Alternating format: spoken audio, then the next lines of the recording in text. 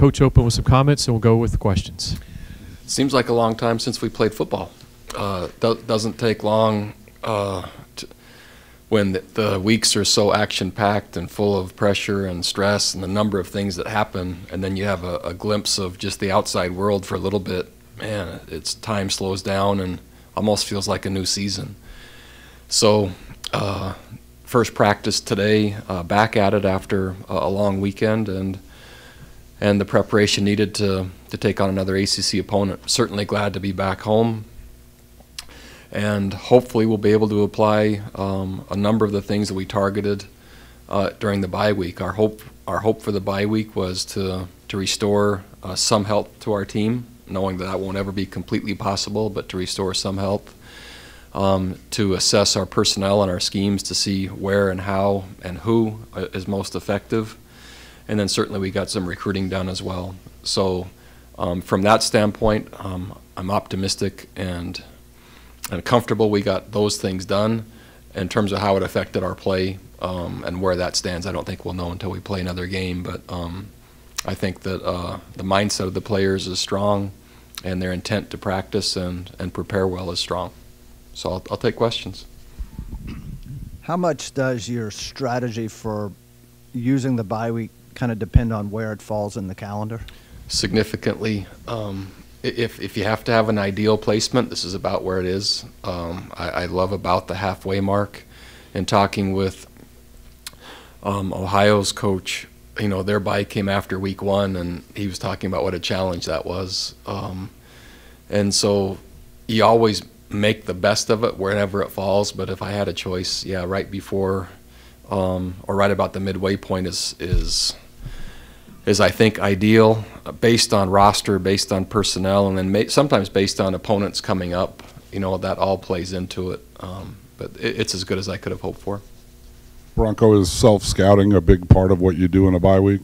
It is. Our procedure, like most in college football now, I guess I'm speaking for most, it's ongoing and up to date. So after every game, every call is analyzed in terms of production, and those databases are built upon every single week. All that the bye week really does is it allow you to step back a little bit, and then possibly when you have an idea or two, you can kind of search the country and search the NFL and others that might have similar personnel facing similar challenges to maybe research. That's the part that's hard in game week, is to do extra research to add to your current knowledge base. It's really not the self-scout. That part is fairly easy to keep current, but trying to solve problems that maybe are new or unique or different to your particular roster, you try to see, does anyone else have something similar and what are they doing? So that's probably where the self-scout led to in the bye week that maybe you don't have time to do in a regular week. We talked a lot before the season about all the really talented offensive players you guys have, and you know how Bryce's ability kind of opens things up and whatever. How well do you guys think you've balanced the running and the passing and the utilizing of decoys and all that stuff to kind of get the most out of the offense? Yeah, I think it's been week to week. I think there have been glimpses and moments and games where we've done a nice job, and I think there's been glimpses and moments and games where we haven't. And I think we're learning from those games. Certainly the two teams that I think are strong opponents. Again, much like rankings, it's hard to tell anything until about week 7 or 8 and how good anyone is. But in terms of NC State and in terms of Indiana, I think those two opponents will probably prove to be good opponents and good teams. And so those teams, our formula didn't hold, nor was it the same for our other 3 games. And so we're now in the process of recalibrating, trying to assess after 5 games exactly where we are versus and projecting the talent level versus other teams, and then, okay, which path does that have us take? And we're becoming clearer with that, but I think I can't say that we've done a great job consistently through probably 3 games, yes, and 2 games, no. Coach, did you get a chance to watch any of Miami's game against Florida State? And what are your impressions of the redshirt freshman quarterback Perry and their two running backs? Yeah, so my wife loves football, so she had us watching the game, and I watched a couple series because I get to watch him on film, straight now for more than what I would like. But he seems to, the quarterback seems to provide a spark and an ability to move the ball a little bit with his legs. And it appears that they're opportunistic, and the energy and the turnovers that their defense creates, their offense then is opportunistic and leverages that. So I think those parts have to be mentioned collectively.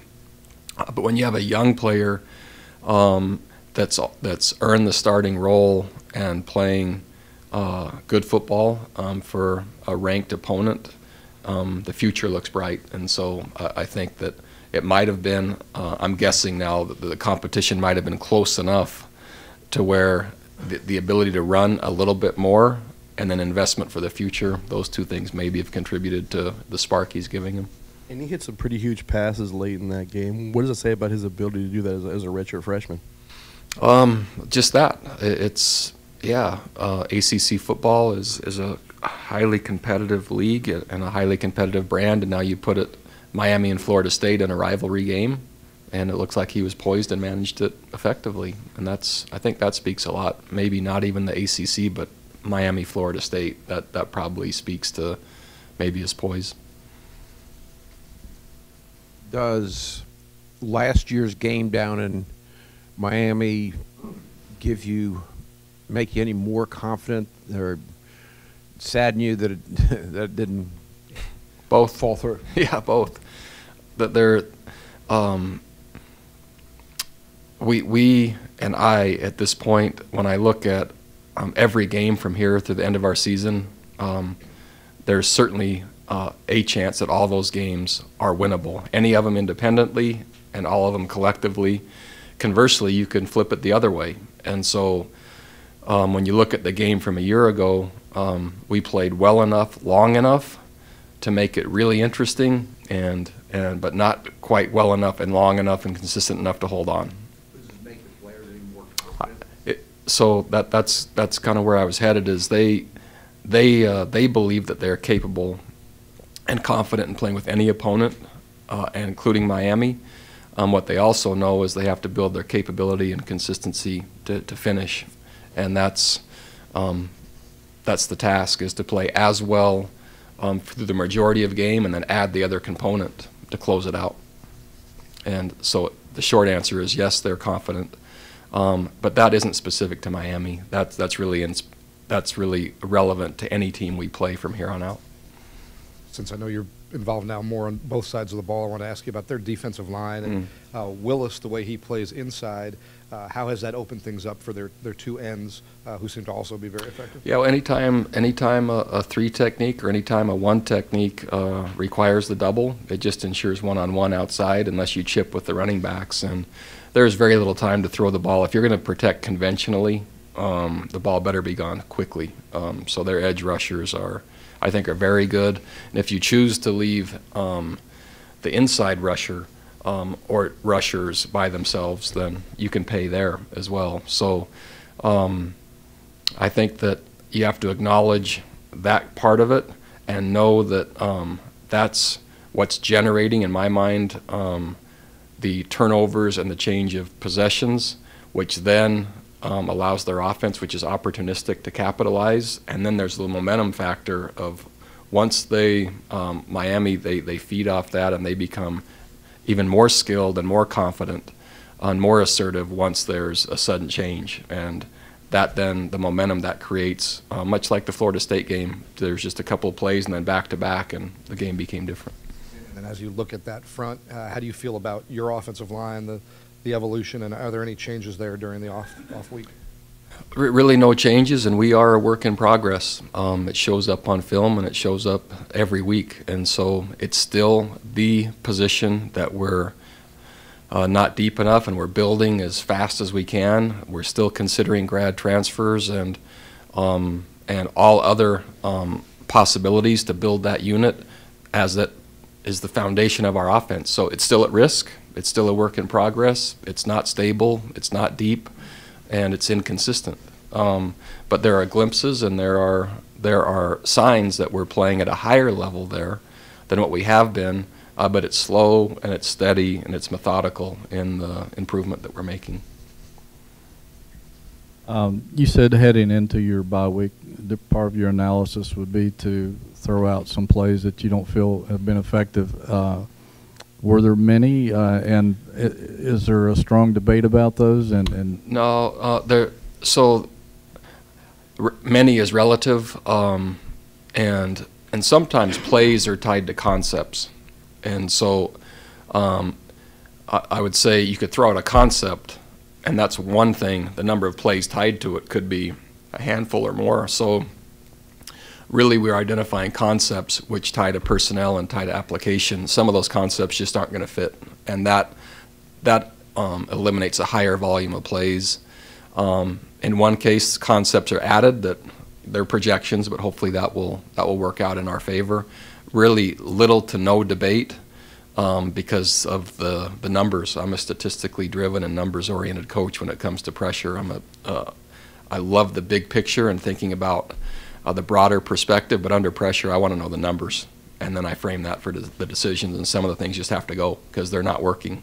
And maybe it would be like a relationship, where you try as hard as you can, and it's just not going to work, and it's time to break up, kind of like that. And sometimes the harder you've worked at it, the harder it is to let it go. And yeah, so there's a coach or coaches sometimes that get tied to a concept, and it might have worked elsewhere, and they're just working like crazy to make it go, but it hasn't yielded. And my job then is just to say enough already. Kind of like a parent, I guess. Yeah, there you go. Coach, according to a story by my colleague Jerry Ratcliffe here, I'm going to give him a plug, JerryRatcliffe.com. There's a big meeting Friday to sort of launch a fundraising effort. Thank you. Campaign is the word. And would you mind talking about why you feel, you've talked about it before, and one of the first things you said when you got here was you need a new building. New building, new fields, what this would mean to the program. And second part of the question is, do you feel like your facilities have cost you recruits to, say, Virginia Tech or Clemson or other places? I'll start in reverse order. The easy answer is yes, certainly. Our facilities have cost us. That's an easy one. Going back to the first part in terms of why a new building is important, more so than anything else, to make a clear and simple statement that Virginia football matters. It's not an afterthought. It's a priority, and we intend to be excellent. Like anything else on grounds, we want to be exceptional, and that alone, the building and the resources to generate that simple statement brings or highlights all the work that's going on behind the scenes. And until those two things are aligned, it's hard to truly have the tipping point that you never have to look back at. It does not mean that it can't happen without it. However, when you consider not beating our rival for 14 years or not being back-to-back bowl games for 14 years, none of that's accidental. It's not an accident. It's been planned for, the choices have been aligned for, and it's time to fix it. And for all those that want great football and all the benefits that come from that, for the university, for Charlottesville, and I think the branding alone, there's so many benefits that have been well documented. And yeah, for those that grasp that, either from an alumni perspective, a business perspective, or a pride perspective, it can be planned for, it can be designed for, and the results will show when that happens.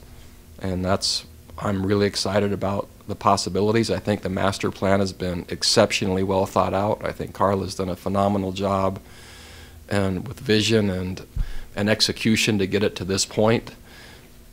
And now the matter-of-fact analysis is the traction and the support necessary to pull it off. And along the way, right, my job is to continue having football trend upwards and build momentum to make it easier for investors to say, man, this is a good investment. And good is a different topic than necessary. It's absolutely necessary if the University of Virginia wants exceptional football and all the benefits that come from that, and to reflect that it does matter and we want exceptional in all that we do, on grounds, in the classroom, on the sports fields, etc. And I would say the same, not just for football, but for all the other sports. I would go as far as to say that the well-being of the athletic department is tied to football success.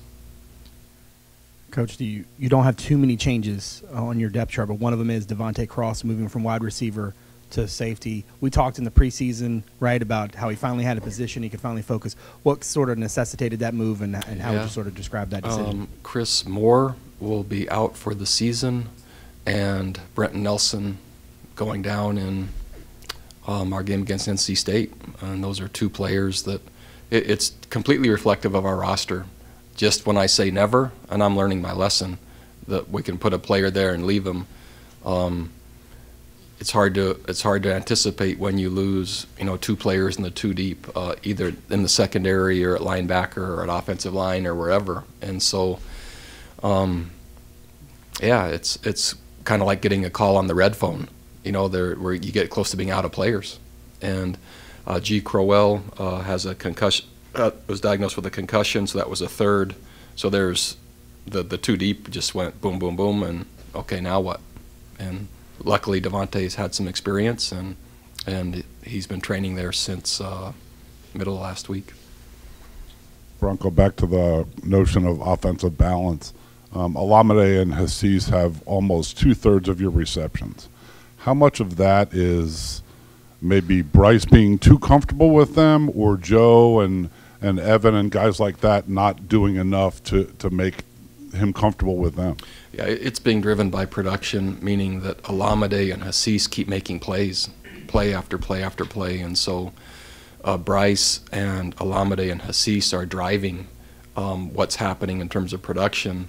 Tavares Kelly is escalating, and our run game, including JE versus the better teams, hasn't been as effective. And so we certainly, if you consider Hassis and Alameda and Bryce, I like that a lot. I would love to have another receiver and get our running game going as well, and then get Evan Butts cranked up again. So it's more spread, but the reality is the production is disproportionate right now, and hard to consider throwing it or moving the ball in another way when the yield is so tilted, and we're anticipating and pushing and hoping for others to be able to take a share of that. Hasn't happened at the speed we would have hoped to this point, other than Tavares, who is starting to make a push.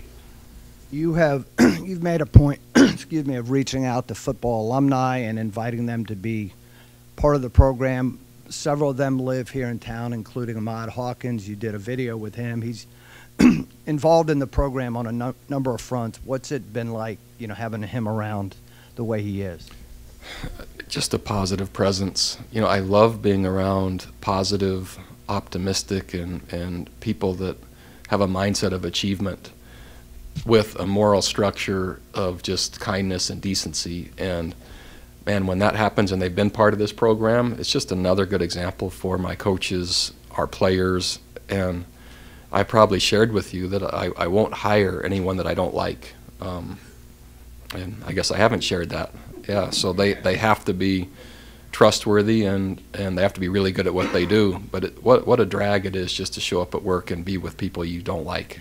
And so I don't do that. And so when you now consider former players who are also fit in that category, it's just one other positive influence and another great reason to come to work and be around hopefully like-minded and can-do people that are unified in the challenge.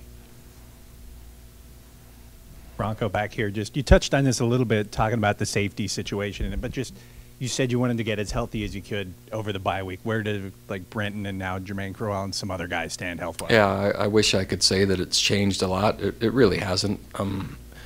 What it really did is probably prevented anyone else getting hurt because we didn't play. So rather than here's this health that now has been built, it really was just who else didn't get hurt because we weren't in a competitive situation on Saturday. It'll play out over time, but I'm not sure what the other rosters look like, and nor does it really matter, right? So the job now is to manage the personnel that you have the best possible way you can down the home stretch, and that's a 7-week stretch, and that's what we plan to do. Coach, just can you talk about your assessment of Miami's receivers on the outside, particularly Cager? And you've talked about before for the defensive backs here, they're in position execution-wise, but you want them to make plays. And where do you assess that they are in that process for this matchup? It's relative to the opponent. Again, the better the opponent, the fewer plays we're making, the lesser the opponent, the more plays we're making. So what the task is the better teams and the better players, we need to make more critical plays in one-on-one situations. It's the same like when you flip on college football, the number of back shoulder throws and fades, it just is mind-boggling. The RPOs, because of the lineman downfield rule, it's all tied together. And so college football has changed because of the lineman downfield, which is the RPO, which then ties the safeties, which then the receiver's by himself for the fades and back shoulder throws at a higher level. So I don't think we're the only ones where it's apparent that they're called 50-50 balls for a reason. And if you win 51%, you're actually doing a pretty good job. And I would say we're more 49-ish in that category. And so we need to swing a few more plays and a few more percentage points against the better teams and the better receivers. Do you have any update on excuse me, Malcolm Cook, his health, where he's at? He's practicing. Based on what I saw today, still significant ways to go. He'll be listed, I'm sure, as I forget all the different categories, probable or likely, but he'll have to look different than he did today. And as an outsider, I thought maybe the open date would be a chance for Dylan Thompson to make up that knowledge of the system and kind of earn himself a spot on the depth chart. Any good news in terms of his progress? No, actually, bad news. Got a concussion in practice last week. Brenton is listed on the 2 deep. You mentioned Chris Moore's out for the season. How available? What can you say about Brenton's availability for this week? We think he'll be available, is what I've been told. Anytime you're dealing with concussions, though, hard to know. Again, and what I love is the protocol because it protects the player and makes sure that he's safe and ready before he comes back. And so we're all relying on the protocol, which I completely support. Coach, touching back on those 50-50 balls, is there a technique? Is there a drill in practice, or is it just strictly instinctive? No, there's all kinds of technique and drills in practice and tons of emphasis that has been placed. A lot of times, if you, it's very simple. Maybe as little kids, if you ever played Flies Up or 500, and you put two young kids together and they both see the ball, and sometimes one is 5'11" and the other's 5'5", and they jump. 5'11" guy sometimes catches it more. Unless the 5'5" guy is really kind of crafty and gritty and somehow just battles his way in there. So sometimes it's simple as a matchup. And some receivers are always open just by their height. And so we like our corners a lot. We like our safeties a lot. And statistically, I think they're effective. All that's happened, again, is the game is changing, so where it's more apparent. In college football, again, you can flip on any game and see about the same thing happening. And what it really leads back to is personnel and the size of players that you'd like to have at corner. And most are smaller, and most receivers are taller, and see the ball sooner and longer than the defensive back sees the ball. And those two things are advantages. And if the RPOs weren't in effect and the lineman couldn't be downfield, then it'd be easier to have the safeties there. But that change as an offensive coach, however that got passed, I'm not certain. All you're seeing is one of the byproducts of that rule. Bronco at 3-2, coming off a road loss and a bye week. I think your arrival here made you aware that you needed to be far more in tune with kind of the psyche of this team. What's your assessment of how things went, especially last week when there probably didn't need to be as much focus as there was when you have a game on Saturday, and just kind of where the confidence is, where the focus is, and that kind of thing? Our focus is strong. Our confidence is good. Our team is angry. Our team now is angry when they lose. They're not dejected or beaten down. They're angry because there were plays left on the field they think they could have made, and they know a handful of those, like any game, possibly would give them a different outcome. And that's becoming clearer and clearer to them. So I think they're determined, and there's resolve, is what I sense from them.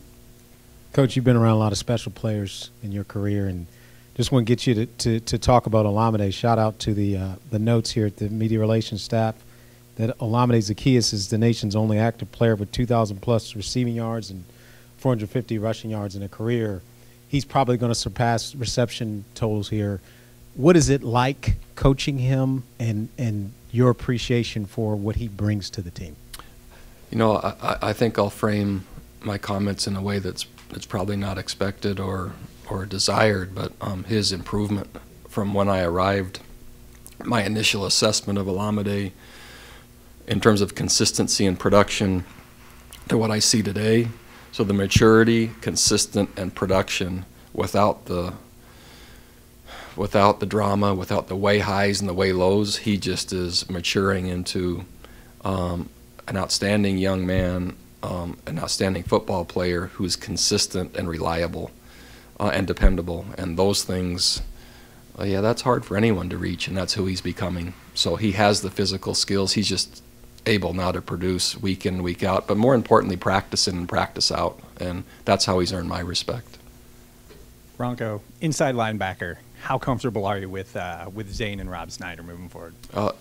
Yeah, I'm not. There's just not enough players, and so I love those two. But two's not enough, and so we're continuing to look and assess who else. We've moved T.C. Harrison a first year to get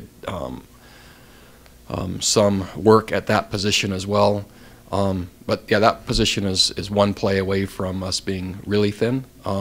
So I'm completely comfortable with Rob and Zane. I'm not comfortable with the depth of the position, to make it more clear. Anything else? Okay, thanks. Yep.